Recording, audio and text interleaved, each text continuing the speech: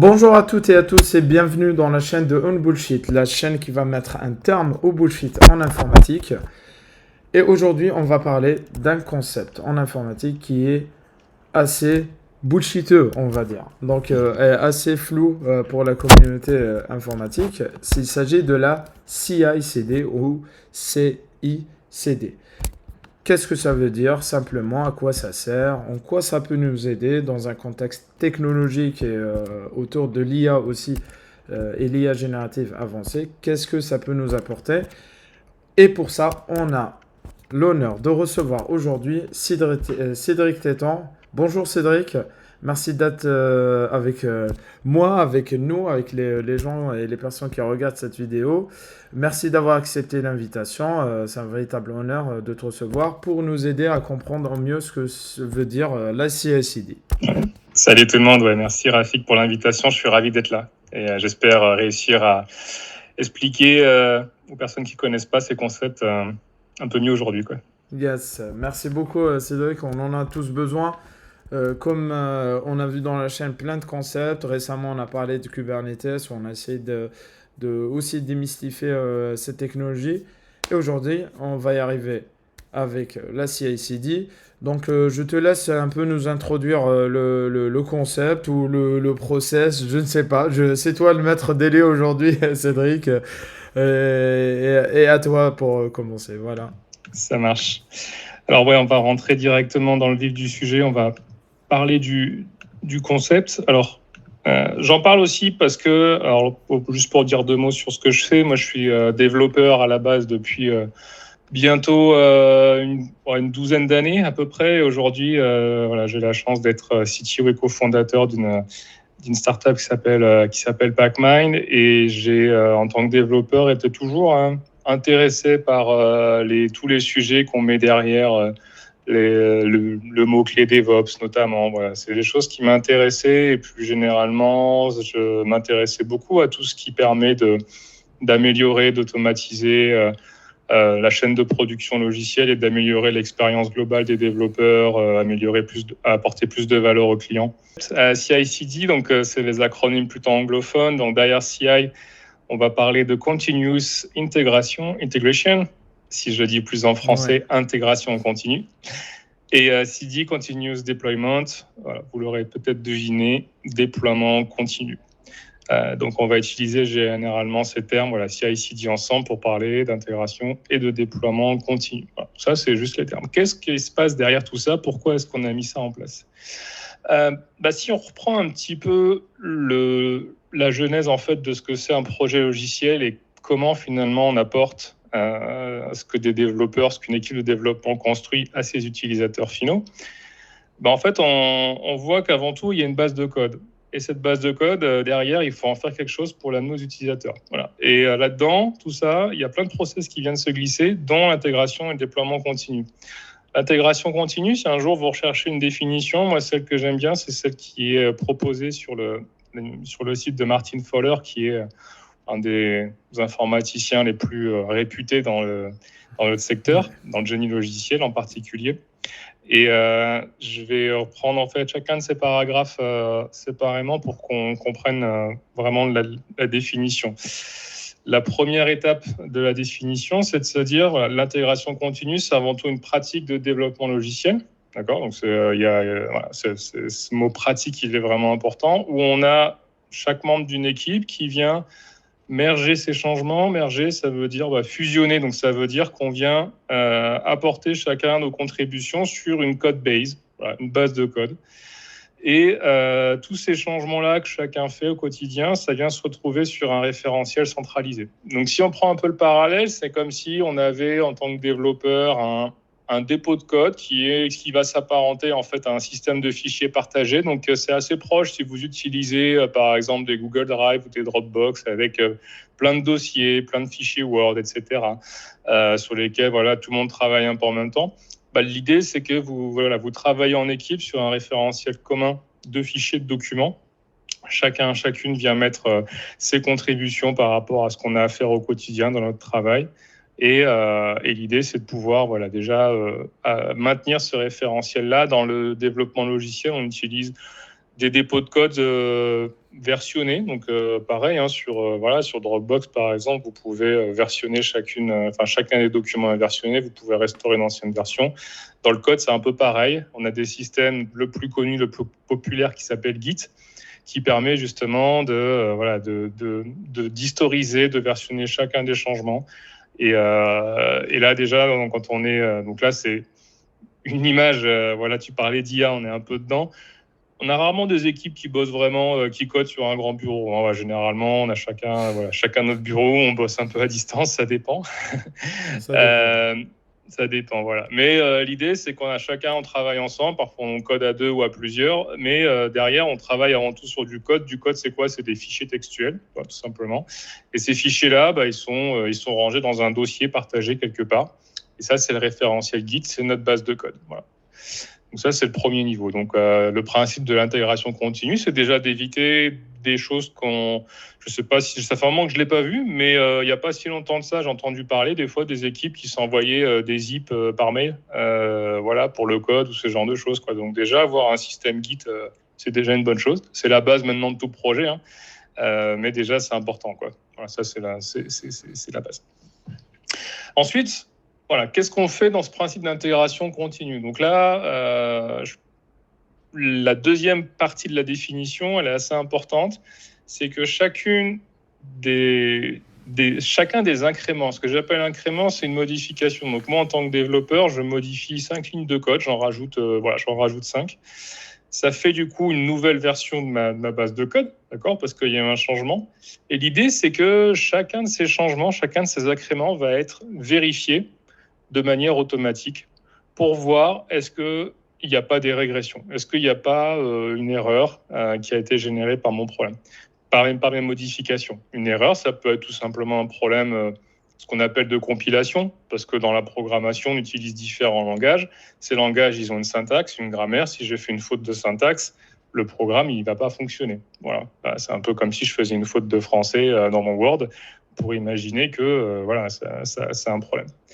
Donc là, l'idée, c'est, on est en équipe, chacune fait ses modifs, et ce qu'on veut en fait avec l'intégration continue, c'est de pouvoir lancer un process automatisé qui va passer en revue différents contrôles et checker si en fait il n'y a pas un problème nouveau qui est apparu. Et donc l'idée derrière, c'est de pouvoir alerter le plus tôt possible les devs, partager en fait un feedback en disant attention, là il y a un problème, ou alors tout va bien.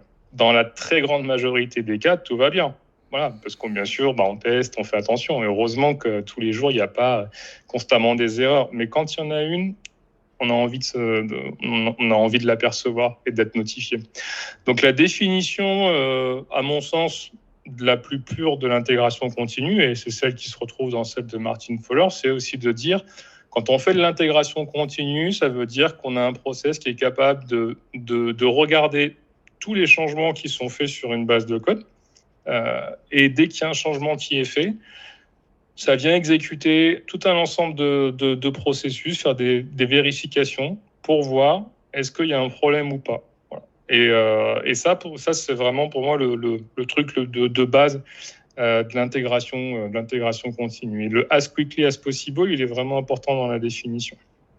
Ouais, après, comme tu disais, c'est que normalement, avant d'atteindre ce step de validation automatique, un bon développeur, il aura fait la plupart des tests en local sur son poste. Exactement. Ouais, donc il devra s'assurer avant d'aller plus loin. Et aujourd'hui, on parlait aussi de repository de code, de répertoire de code, tu l'as cité Git et tout. De nos jours, c'est un peu compliqué de s'en passer et de ne pas en trouver. Il y en a énormément de référentiels de code aujourd'hui gratuits sur Internet que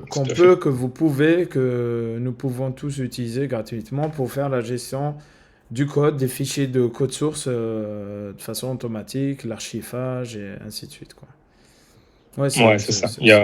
C'est très simple de créer un dépôt sur GitHub, par exemple, et on peut commencer à travailler dessus, quoi. Exactement.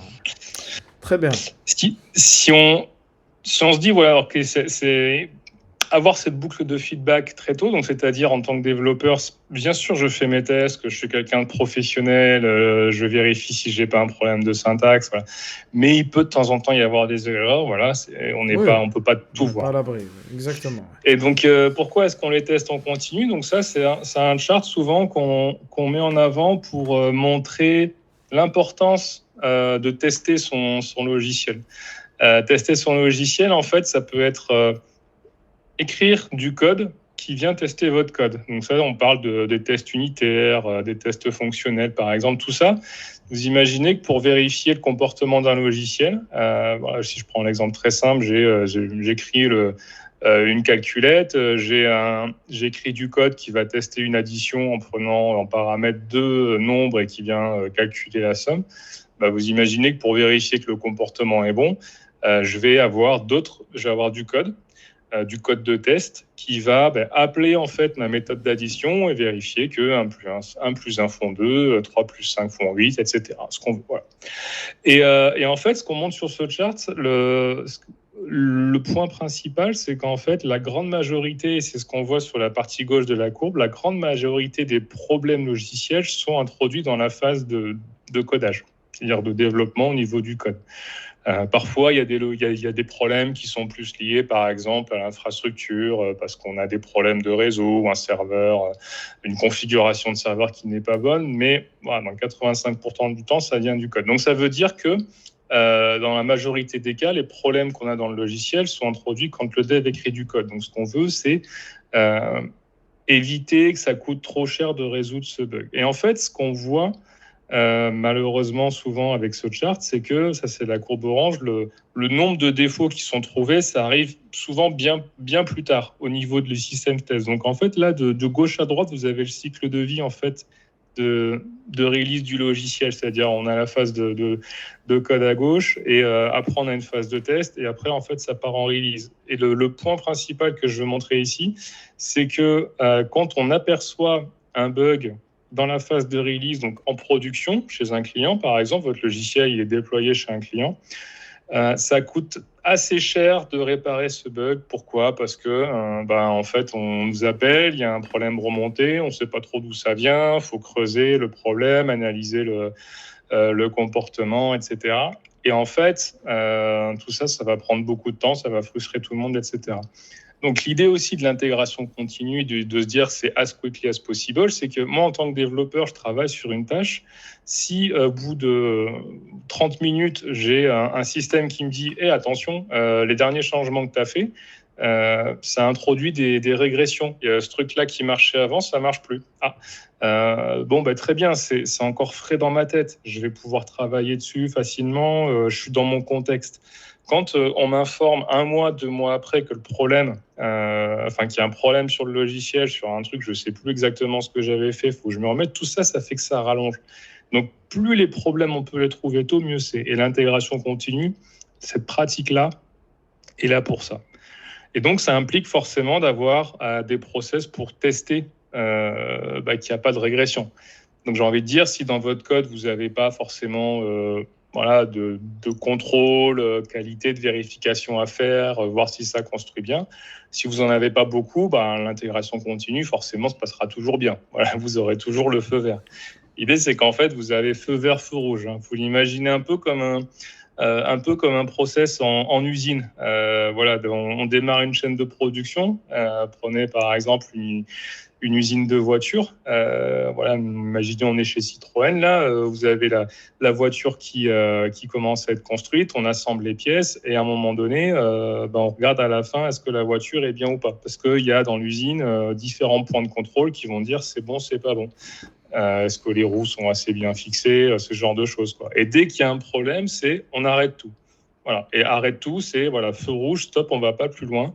Et ça déclenche une alerte, ça envoie par exemple un message au développeur en disant attention, régression, etc. Donc ça veut dire que là, la chaîne de production, elle est cassée, elle est à l'arrêt. Ça veut dire que si on veut, s'il y a un problème en production chez un client, notre chaîne de production, souvent, il faut d'abord la réparer. Parce que on n'a pas le droit d'envoyer en prod un truc qui est cassé. Donc si la voiture Citroën a un souci, ça veut dire que tant que ce souci n'est pas réglé, tout ce qui va être fait pendant ce temps ne pourra pas aller plus loin. Voilà. Et donc l'idée, c'est je vais réparer au plus tôt la chaîne de production et on va pouvoir passer à l'étape suivante.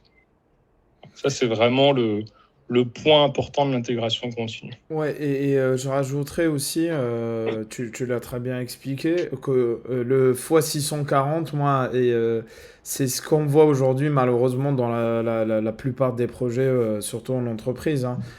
C'est que, bon, on n'atteint pas le 640, j'espère pas, mais c'est moi, j'emploierais aussi la notion d'enabler où il faut intégrer, revoir ses stacks techniques, adapter aux versions majeures constamment, de mise à jour, ne pas hésiter à refactorer son code, à ses tests unitaires d'intégration pour ensuite maintenir une maintenance. Enfin, maintenir une maintenance, non, c'est avoir une maintenance dans le temps qui va la plus nulle possible, quoi. Donc, et ça se rapproche. Et ça, l'intégration continue, elle va aider, comme tu l'expliques, à venir aider la maintenance à coûter le moins cher possible. Parce que dans le coût d'un projet informatique, ce qu'il faut savoir, c'est que la maintenance, c'est la plus coûteuse. Donc, plus on laisse traîner les choses, plus le 640, il peut encore doubler et ainsi de suite. Donc, et l'intégration continue, bien sûr, joue un rôle majeur pour aider dans cette voie, quoi. Ouais, totalement en face pour ça, ouais, tout à fait. C'est bien. C'est vraiment pour ça d'insister sur l'idée d'introduire les vérifications au plus tôt. Et dans le logiciel, un message que je trouve important à faire passer, c'est de se dire, et je pense que c'est pas vrai que dans le logiciel, mais tester. Quand on a plein de changements à intégrer d'un coup, ça peut être problématique. Voilà, si je reprends la voiture, imaginez, on a laissé séparer des équipes. Il y en a une qui travaillait sur les roues, l'autre le tableau de bord, l'autre le système de guidage, l'autre les ceintures, etc. dans leur coin pendant 3 mois. Voilà, t'imaginez, limite, elles se parlent pas, elles font leur vie. Et parce que, en fait, à la fin du mois, il faut sortir une nouvelle version de la voiture. Et donc là, c'est un peu la panique. Chacun fait des trucs dans son coin. Et paf, maintenant, on se dit, OK, on va assembler tout ça et puis ça va rouler. Ouais, mais non, bien souvent, quand on assemble tout d'un coup comme ça, plein de changements ensemble, ça se passe pas toujours bien. Il y a malheureusement toujours une régression parce que un tel a changé un truc, l'autre pensait pas que ça avait changé. Et donc, voilà, il y a... c'est des choses qui se passent au quotidien. Voilà, même au niveau du code, quand on travaille ensemble, moi, au niveau du code, parfois, je fais des changements, mais je me rends pas compte, j'ai pas forcément vu que ça pouvait avoir un impact sur telle autre personne. Donc ça, plus ça se fait tôt, plus ça se fait en continu, et plus on est rassuré, parce qu'imaginez, vous avez un truc à sortir à la fin du mois, vous n'avez pas encore testé l'intégration de ces changements-là. S'il vous reste quelques jours, vous allez avoir des gouttes de sueur et c'est normal. Si vous le faites en continu, que c'est automatisé, vous êtes capable de dire on est 3 jours avant la deadline, le logiciel il fonctionne, en tout cas il y a notre suite de tests à checker plein de points de contrôle et voilà, tout est OK. Et donc ça permet aussi d'être plus serein en termes d'équipe, en termes d'état d'esprit, quoi. Et donc moins on intègre souvent, plus on travaille en isolé dans son coin.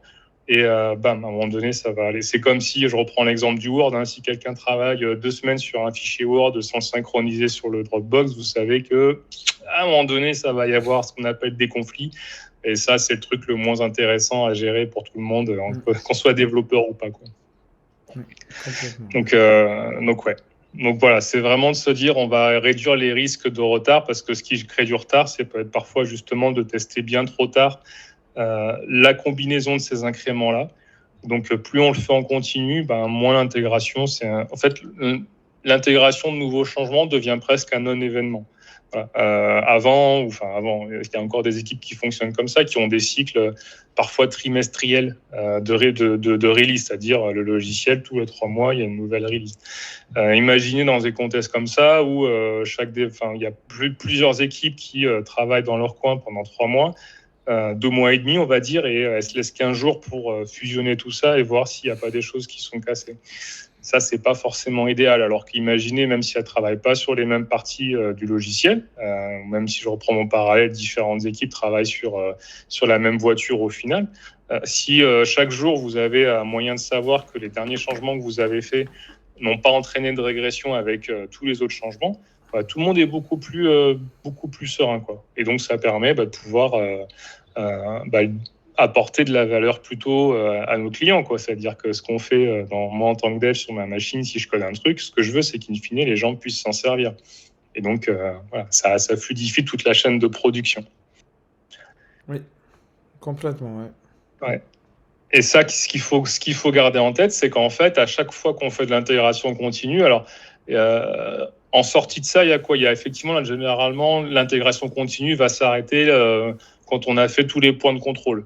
Mais bien souvent, alors il y a une étape intermédiaire qui s'appelle, j'ai mâché son nom, mais en gros, dans l'esprit, c'est de se dire que j'ai fait mes points de contrôle et je construis un build de mon logiciel, quoi. Donc imaginez, voilà, si ma voiture a passé les points de contrôle, on va dire, voilà, c'est la voiture du vendredi 27 juin, 28 juin, je ne sais plus quel jour on est, bref, voilà, tel jour, telle heure, quelque part, elle est horodatée. Voilà. Et ça, c'est la sortie de ma chaîne d'usine. Ça ne veut pas forcément dire que cette voiture-là, elle va partir tout de suite pour tous les concessionnaires de France. Mais ça veut dire qu'en fait, on est capable de savoir tel jour, telle heure, quelqu'un a fait des changements. Voilà, moi, j'ai fait un bout de code, par exemple, j'ai rajouté 2 lignes. Ça a passé tous les points de contrôle et en sortie, il y avait l'exécutable de mon logiciel, en gros. Voilà. Et ça, ce truc-là, en fait, ça veut dire que je peux le prendre, je peux faire des tests avec, etc. Mais voilà, l'idée de l'intégration continue, en fait, de notre usine, c'est de se dire, à chaque fois qu'il y a un changement, il y a des points de contrôle qui sont faits et en sortie, il y a une nouvelle version de mon logiciel. Mais ce n'est pas forcément une nouvelle version qui sera sur les stores, etc. C'est des versions intermédiaires. Dans beaucoup de logiciels, il y a notamment ce qu'on appelle les nightly builds, c'est-à-dire c'est les builds nocturnes. Voilà, chaque jour, il y a un process qui prend la dernière version du code et qui construit une version nightly. Ça veut peut-être dire que la dernière version qu'on met à disposition, par exemple la 4.0.0, elle a été faite il y a un mois. Mais on vous propose, si ça vous dit, de tester la version construite la nuit dernière. Alors, ça ne veut pas dire qu'on ne garantit pas que tout soit fiable, parce que voilà, il y a plein de petits changements qui ont été faits. Et donc, voilà, à chaque fois, on a plein de nouvelles versions. Et quelque part, chacune de ces nouvelles versions pourrait potentiellement être candidate pour aller derrière en production. Oui, et tu citais le développement de logiciels où on fait des gros trucs et on les intègre. Là, pour moi, Ouais. c'est du casse-gueule généralement, Ouais. où il faut être très costaud. Et l'intérêt aussi de faire paquet par paquet, c'est qu'à un moment donné, il y a un truc qui roule. On a construit, par exemple, quelqu'un il veut une voiture, pour revenir à l'exemple de la voiture, on construit une moto. Et cette moto, on a commencé à lui mettre des composants, des roues, des guidons, des indicateurs de vitesse et tout. Si on intègre une pièce, par exemple un indicateur de vitesse, la pièce on la met et on voit que ça marche pas, qu'il y a un problème, on peut l'enlever et la moto continue aussi de pouvoir servir, de fonctionner. Ouais, C'est ça tout aussi à fait. l'intérêt de faire. Parce que si on fait un gros truc et on essaie de l'intégrer d'un coup, si le gros truc il marche pas, bah, on est obligé de tout démonter et laisser le client sans rien du tout. Donc ça c'est et l'intérêt Ouais. de l'intégration continue il est là. Le fait de rajouter, on dit ah oui ça y est vérifié validé, tu peux y aller ou non non il y a trop de problèmes, 50% des tests ne passent pas. Donc il faut l'enlever et revoir tranquillement d'un côté quoi. Donc ça. Complètement d'accord. Ouais. Vaut mieux, c'est pour ça qu'avoir plein de versions intermédiaires, ça permet d'avoir quelque chose que tu peux donner malgré tout, plutôt que de miser à tout prix sur une version finale qui potentiellement donnera zéro satisfaction. Exactement. Ouais. Alors pour donner quelques outils, ça c'est des schémas qui intègrent CI/CD justement, donc ça, je reprendrai la partie droite dans quelques minutes, mais voilà, pour donner des exemples d'outils en fait qu'on utilise dans le développement logiciel, donc dans la partie code. On l'a mentionné tout à l'heure, GitHub, c'est l'outil, la plateforme la plus populaire, la plus utilisée aujourd'hui pour stocker du code source, héberger du code source. Il y a d'autres acteurs qu'on retrouve, GitLab, Bitbucket, Azure DevOps, qui sont quand même à eux quatre les principaux, qui couvrent quasiment tout le marché.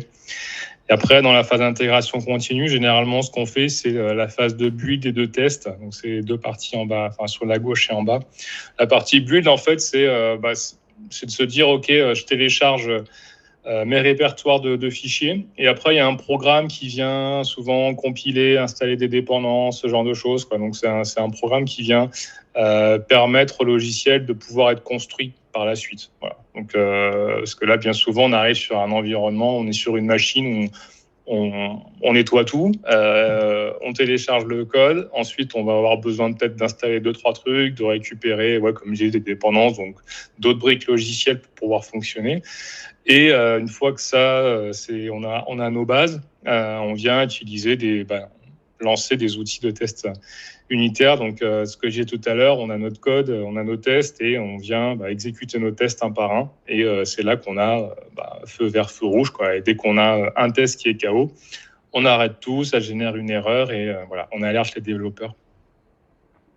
Et si c'est OK, justement, je disais, on passe en phase de release. Donc là, on a une nouvelle version, un nouvel incrément. Et la deuxième partie de notre process, c'est de se dire qu'est-ce qu'on en fait et comment est-ce qu'on peut l'automatiser, comment est-ce qu'on peut déployer tout ça. Donc, je te propose, Rafik, d'avancer sur cette partie. Maintenant, c'est la partie où, j'ai mon paquet. Maintenant, comment je permets aux utilisateurs de commencer à utiliser ce paquet? Voilà, c'est en gros. Exactement. Voilà. Donc, quand on a assez d'incréments et quand on est satisfait des nouveaux incréments et qu'on veut l'amener aux utilisateurs, comment est-ce qu'on fait? Donc là, il y a différentes manières de faire. Donc, ça va toujours dépendre en fait de comment déjà votre logiciel est distribué. Est-ce que c'est une application mobile qui est téléchargeable depuis les stores? Est-ce que c'est un site web? Par exemple, le site du Bon Coin, typiquement, il y a une plateforme, c'est la même pour tout le monde. Est-ce que c'est un logiciel que les clients installent chez eux? Comment est-ce qu'on leur met à disposition, etc. Mais le dénominateur commun de tout ça, c'est de se dire que le principe du déploiement continu, c'est de pouvoir avoir presque un bouton qui permet d'automatiser tout un process pour remettre à disposition le logiciel à ses utilisateurs dans le but de pouvoir le faire autant qu'on veut, quoi. Donc aujourd'hui, faut se dire que je parlais du Bon Coin, j'ai pas de chiffres, mais on peut trouver facilement d'autres entreprises.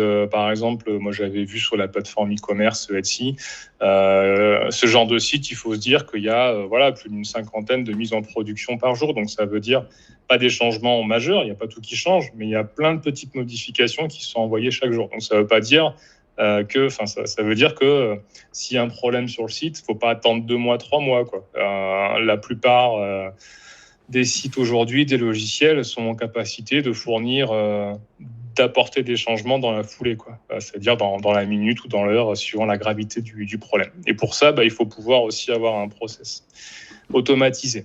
Donc automatiser, ça veut dire, c'est pas moi en tant que dev, je prends ma clé USB, je vais dans le data center ou je sais pas quel truc. Voilà. Il y a peut-être des cas qui existent là-dessus, mais et pareil, automatiser, ça veut pas dire, faut que je fasse une opération en 15 clics qui va me prendre une demi-heure. On va éviter ce genre de choses. Ouais, à une époque, il y a eu des phases où les gens livraient à la main, c'est-à-dire ils généraient un fichier zip contenant tout le code source, ils l'envoyaient aux équipes qui devaient déployer et ils le prenaient et ils le déployaient à la main. Maintenant, avec ce que tu vas nous expliquer, là, on est en train de dire que au lieu d'envoyer dans un guichet, c'est-à-dire un dossier réseau, que quelqu'un prenne à la main et qu'il le met sur un serveur pour qu'il soit ouvert via une appli web, une mobile ou appli web, là, l'idée, c'est de se dire, on a notre zip package ou autre type de package qui contient un code source et comment, dès que le développeur il termine la partie automatique de l'intégration continue, comment le paquet est déployé automatiquement en production pour les utilisateurs. Voilà. C'est exactement ça. Donc, on l'automatise pour plein de raisons. Déjà parce que ça fait gagner du temps à tout le monde. Des choses qu'on doit faire à la main, ça prend toujours plus de temps. Et surtout, l'inconvénient de quand c'est fait à la main, c'est que le processus n'est pas toujours fiable. Alors, on peut avoir des grands débats sur la fiabilité des machines, etc. Mais si je dois faire 50 fois un process, je préfère l'automatiser qu'une machine le fasse. On n'est jamais à l'abri d'une erreur humaine, une erreur d'inattention, etc. Puis surtout, c'est contraignant. Il faut que quelqu'un puisse le faire. Il faut que quelqu'un soit disponible. Bref, c'est assez évident de se dire que le risque d'erreur est minimisé quand on arrive à avoir un processus qui est automatisé. Tout le monde gagne du temps. Ça coûte pas cher. On peut le faire à n'importe quelle heure, toutes les heures. On peut scheduler, c'est-à-dire on peut planifier des opérations qui vont de manière fréquente et continue. Ça peut être différentes manières. Mais automatiser, ça veut pas forcément dire que derrière, il y a un système ou une IA qui va décider de le faire. Ça veut dire que c'est nous, en tant que développeurs et développeuses, on va construire justement dans notre pipeline d'usine un moyen de dire, là, dans tel cas, je vais envoyer cette version du logiciel peut-être à un ensemble restreint d'utilisateurs. Ça peut être par exemple des gens qui vont tester pour une version bêta ou des gens en interne dans l'entreprise. Et va y avoir un autre chemin pour mon pipeline qui va être de pouvoir envoyer tout ça en production. Et ça peut être en fait différents mécanismes. C'est-à-dire qu'il peut y avoir un minimum.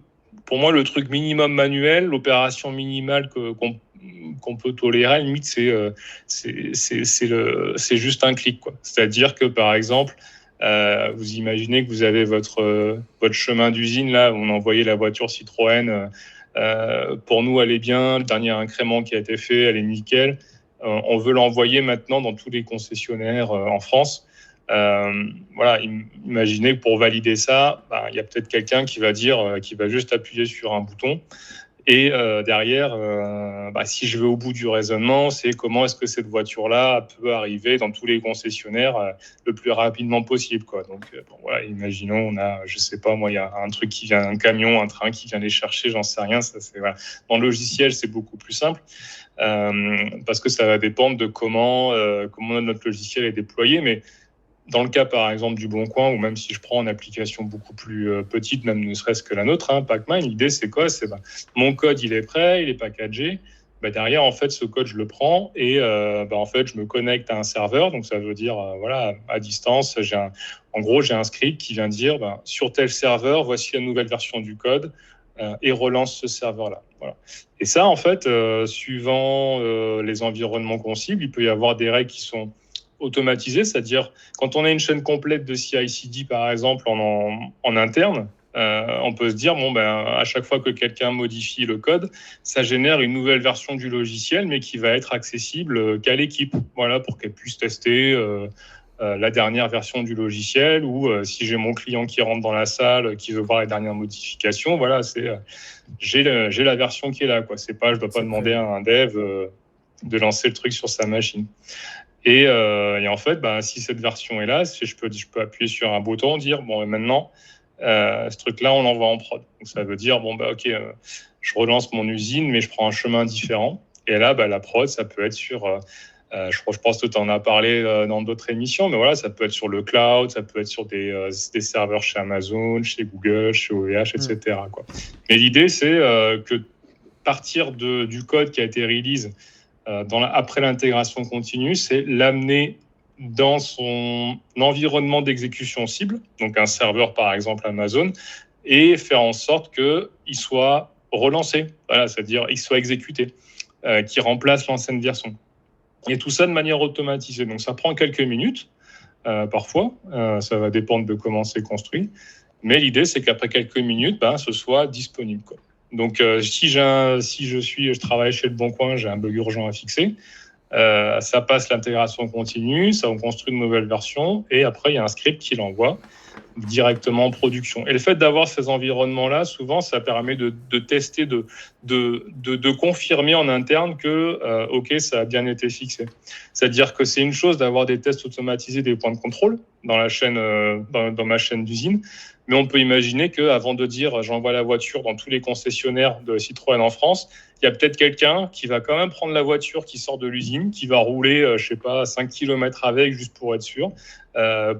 Pour être sûr, pour vérifier d'autres choses qu'on ne sait pas encore automatiser en usine. C'est pour ça que les tests, on automatise des choses, mais il y a quand même des tests manuels souvent qui sont faits aussi, même si on essaie d'automatiser un maximum. Et après ça, on passe à l'environnement suivant. Donc, ça veut dire qu'on déploie à plus de monde, quoi. Voilà. Et donc, la chaîne complète CI/CD, voilà, c'est un cycle.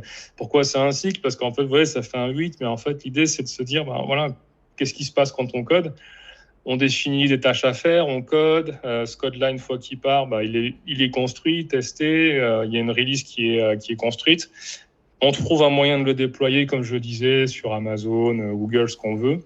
Et après, derrière, l'équipe qui gère en fait son code, généralement, c'est bien si elle peut avoir aussi une certaine observabilité sur ce qui se passe à distance. Donc, il y a des systèmes aujourd'hui qui permettent de voir, de remonter des alertes s'il y a une erreur, par exemple, qui apparaît sur le serveur, ce genre de choses, quoi. Donc, c'est toute la partie monitoring, observabilité qui fait partie de la phase d'après, quoi. Mais une fois que c'est là, OK, j'ai pushé mon code. Il y a un pipeline d'usine qu'il a envoyé en production 20 minutes après. Moi, je continue, voilà, je prends ma prochaine tâche, on avance, et puis voilà, c'est un flow continu de livraison de valeur. Et donc, finalement, chaque changement qu'on apporte en production, souvent, c'est un non-événement, quoi. Quand je dis que c'est un événement, dire que c'est un événement, c'est ma release trimestrielle où là, c'est branle-bas de combat, on stresse, on ne sait pas si ça va marcher, on va devoir tester, voilà. Et quand on fait des choses en continu, qu'on intègre à chaque fois des petits micro-incréments, ça fait partie de la vie de l'équipe de mettre en production chaque semaine, voire tous les jours. Et donc, voilà, c'est un flow comme un autre, quoi. Et donc, ça dédramatise beaucoup de choses. Ouais, et surtout que si une entreprise... moi, j'ai entendu à un moment donné une stat qui disait que Amazon, sur leur application mobile et sur leur site web, ils tournaient à 300 mises en prod, 300 livraisons en production par jour. Donc, ce qui est énorme. Et ils suivent ce cycle, hein. Donc, pour ceux et celles qui regardent cette vidéo, il faut savoir que ça ne s'arrête pas. C'est-à-dire, dès qu'on finit, ça part en production, c'est monitoré, c'est-à-dire c'est surveillé en cas de problème de performance, de bug ou autre chose. Et les équipes, ils codent en instantané derrière. Et dès que c'est poussé, validé, ça part pour les utilisateurs. Donc, quand vous êtes sur du Amazon, du Alibaba ou tous les gros e-commerce, hein, après, il ne faut pas chercher les nouvelles fonctionnalités où ça se situe, ce qu'ils sont en train de livrer et tout. Vous avez un truc qui est en train de... Vous êtes en train de commander des choses, suivre des livraisons, consulter votre compte et tout. Et derrière, ils sont en train de pousser des choses, des fixes, des correctifs, des nouvelles fonctionnalités. Et tout ça en instantané et grâce au principe de la CI/CD, donc l'intégration continue et le déploiement continu. Et ça, c'est... voilà. Donc aujourd'hui, il faut être à cette pointe-là pour assurer une optimisation de livraison à vos utilisateurs, quoi. Ouais, c'est ça. Et vraiment, le point qu'il faut garder en tête, c'est que moi, en tant que développeur, je travaille là, à ce niveau-là, au niveau du code. Je l'envoie dans mon référentiel et après, je ne fais plus rien. C'est-à-dire que s'imagine pas que quand il y a un bug, effectivement, un correctif, c'est pas, comme je disais, un dev qui prend sa clé, qui va l'amener je sais pas où, dans un truc avec le code, qui va faire un script sur un serveur, etc. L'opération manuelle du développeur s'arrête au niveau du code. Tout le reste est 100% automatisé, idéalement. Voilà, ça tourne. Et c'est en ça que c'est fiabilisé, quoi. C'est-à-dire qu'il n'y a qu'une seule source de vérité, qu'il n'y a qu'un seul process valable pour envoyer le code en production. Il n'y a pas d'autre chemin possible. Voilà, on ne veut pas contourner le process, on ne veut pas checker la voiture Citroën d'une manière différente. Non, on a un autre pipeline et voilà, c'est ça. Et moi, je fais un incrément sur le tableau de bord, je l'amène, je fais mon petit changement et ensuite, on repart de zéro. Et moi, après, sauf s'il y a un problème auquel cas je suis notifié, je ne fais plus rien. Donc voilà, c'est vraiment de se dire que tout ce travail-là, c'est pour ça qu'on parle de chaîne d'intégration continue, c'est que tout ça, c'est scripté, automatisé, donc c'est construit par des humains, mais ensuite, ça s'exécute en pratique par des machines, quoi. Oui, et c'est surtout pour revenir au mode manuel qui était fait il y a longtemps maintenant, mais certains le font toujours par manque de moyens, ou Oui, maturité ou tout à d'expérience pour fait. aller sur une CI/CD automatisée. Là, c'était tout ce qui était manuel. Et après, pour déboucher derrière sur l'aspect business, parce que derrière, si on investit à mettre en place une CI/CD, c'est qu'on y gagne forcément quelque chose. Donc là, l'aspect par rapport à ce que tu dis, Cédric, à un certain moment, il y avait le code, le build qui était... non, le code, il reste toujours, il restera manuel. Heureusement, on va pas aller sur l'IA génératif qui va nous remplacer. Ça va pas nous remplacer. Il n'y a pas d'inquiétude à avoir. Il faut l'utiliser comme support. Mais bon, on fera un sujet, peut-être un de ces quatre avec Cédric sur l'IA générative dans le Mm. temps ou avec une autre personne, on verra. Après, la partie build, bah, il y a un aspect d'automatisme, de test aussi. Même en local, le développeur, il peut aussi automatiser ça. Mais derrière la release, il y a un package qui est généré manuellement, qui est transféré manuellement vers un repo réseau. Et ensuite, il y a quelqu'un qui s'occupe du déploiement sur des serveurs, qui le prend et qui le Mm. déploie et ensuite qui va configurer quelque chose qui va pouvoir faire du monitoring ou pas. Parce qu'il y a Mm. une époque où il n'y avait pas de monitoring. Le seul moyen de checker que l'appli tourne, l'application, le site web ou l'application mobile tourne, c'était d'aller voir les historiques de journalisation et tout, et de voir que tout se passe bien. Et là, on passe, Tout à fait. par rapport à ce que tu nous expliques, Cédric, c'est qu'on passe vers quelque chose où la partie code, elle reste manuelle, comme on dit, mais la partie build test, Mm. génération du paquet de livraison, ensuite le déploiement et tout, ça c'est automatique. Et ensuite le monitoring, il y a des outils prêts qui surveillent tout ce qui se passe niveau utilisation en production sur les sites web, les applications mobiles pour avoir des KPI tout frais. Mm. Derrière, enfin, le gain, il est énorme. Même si on investit, moi par expérience, je sais que pour mettre en place une CI/CD, tu le sais très bien toi aussi, c'est sûrement, il faut investir, il y Ouais. a un certain coût. Mais ce coût-là, par rapport à ce qu'on y gagne, il va être lissé dans le temps et il va être rentabilisé très vite et impliquer un gain énorme par la suite, quoi. Donc, ça, c'est Tout à indéniable. fait. Non, non, clairement. C'est quelque chose, je pense que quand on démarre un projet, c'est quelque chose à structurer très tôt. Parce que déjà, c'est ce qui nous permet de montrer, d'apporter de la valeur, quoi. Si c'est un Ouais, projet qu'on veut partager, rendre visible aux autres, voilà, il ouais. faut avoir ça en place. Il faut ça. Et généralement, moi, je dis que quand on met en place on pense à un concept informatique, et même durant les talks que je donne et tout, et via la chaîne, je dis on en parlait la dernière fois du cloud aussi avec un autre intervenant, que, qui est Imad Ben Saïd, et qu'on salue s'il regarde la vidéo, c'est est-ce que j'ai besoin d'aller vers le cloud? La question se pose toujours. Là, pour moi, la CI/CD, je suis convaincu que c'est quelque chose qu'on ne peut pas se rater. Parce que sinon, on se tape du manuel et là, niveau business, niveau investissement, ça va être plus Mm. important qu'avoir une CI/CD. Ça, on est... Je suis d'accord. Et Ouais. voilà, et après, il y a d'autres concepts où est-ce qu'on y va, est-ce qu'on n'y va pas, est-ce que ça va est-ce qu'il y aura une valeur ajoutée pour nos utilisateurs, est-ce qu'on y gagne niveau business, dans combien de temps je peux lisser mon investissement, tout ça Mm. après, je ne veux pas aller sur l'IA générative, mais c'est la même question. Donc, moi, je dis aux personnes aujourd'hui, ok, intéressez-vous, mais si vous voyez que ça ne vous apporte pas grand-chose, pensez-y comment y aller. N'y allez pas forcément tout de suite. Mais il Mm. faut rester en veille, être au courant de ce qui se passe. C'était très bien, vraiment très bien mené. Il y a l'aspect tech aussi, où il faut avoir quelques marques de technologie qui peuvent aider aussi à mettre en place une CI/CD. La plupart, voilà, ils sont accessibles gratuitement à un certain degré de Mm. crédit. Donc, n'hésitez pas surtout à faire, dans un cadre personnel ou professionnel, à mettre en place des CI/CD. Même si vous commencez par la partie CI et que CD vient après, c'est pas très grave aussi. Il faut juste y aller, mettre en place les choses. Non, c'était très bien. Merci beaucoup pour Avec plaisir. cette session, Cédric. Et Cédric, il a aussi le Tech Lead Corner. Si tu veux en dire deux mots, Yes. Cédric, pour le Tech Lead Corner. Ouais, c'est gentil, merci. Donc Tech Lead Corner, c'est un podcast que j'ai lancé en début d'année 2024. On en est à 17 d'épisodes aujourd'hui. Donc dans le mot Tech Lead Corner, il y a Tech Lead, et en fait ce podcast, il a vocation à parler des rôles, des missions, des postures, des leaders techniques dans les organisations.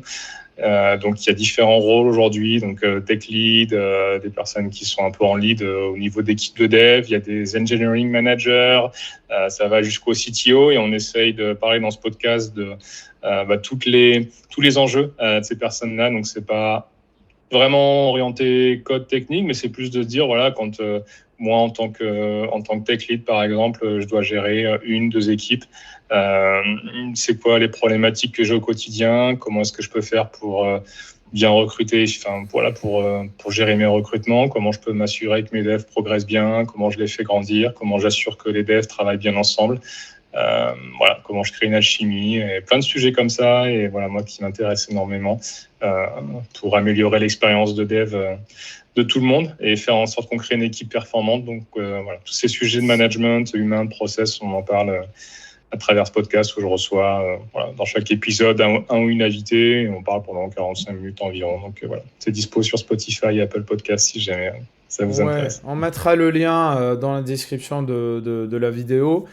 Moi, j'ai Merci. participé au Tech Lead Corner, Oui, c'était très bien. Moi, ce qui me marque dans les Tech Lead Corner, parce que les précédents ou les suivants de la session que j'ai faite, vraiment, c'est le mindset qu'on peut avoir. Et c'est quelque chose de très important pour moi, le mindset de comprendre ce qu'on fait en informatique, qu'on soit surtout pour les leaders techniques. Concernant l'IA, l'ICI/CD, le DevOps, et le cloud, et tous les concepts, et surtout l'organisation et comment créer une équipe et la faire évoluer. Et ça, c'est très important. L'aspect humain, c'est le primo.